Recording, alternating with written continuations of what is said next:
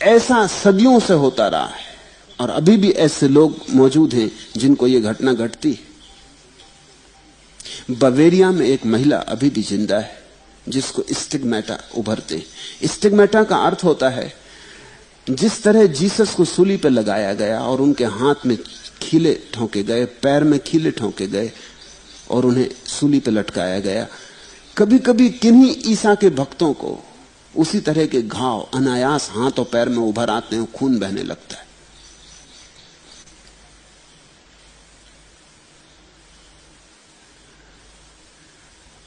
घाव बनाने नहीं पड़ते, उभर आते,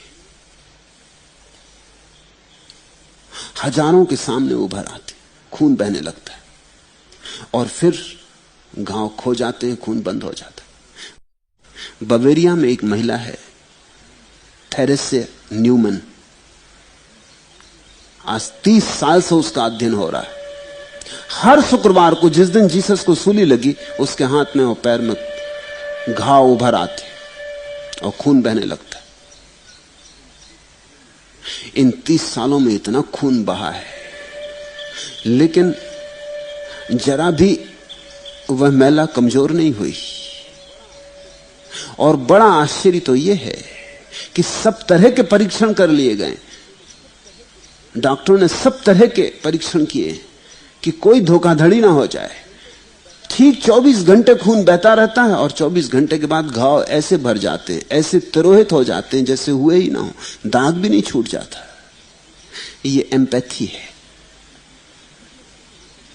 जीसस के साथ इतना तादात्म्य, जीसस के साथ ऐसी भाव विभोरता कि जीसस अलग नहीं रहे, मैं ही जीसस हूं।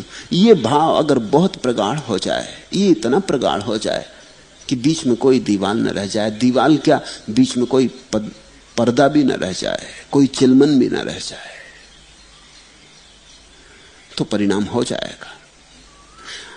आदमी के मन की बड़ी क्षमता है, तुम वही हो जाते हो जैसा सोचते हो।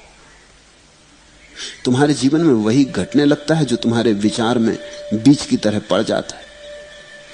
अब अगर किसी को ऐसा प्रगाढ़ भाव हो जाए कि मैं जीसस के साथ एक हूं, तो कोई आश्चर्य नहीं कि इसके शरीर की वही दशा हो जाए जो जीसस के शरीर की दशा हुई थी 2000 साल बाद भी। इससे जीसस का कुछ लेना देना नहीं है, इसी स्त्री की भाव दशा है।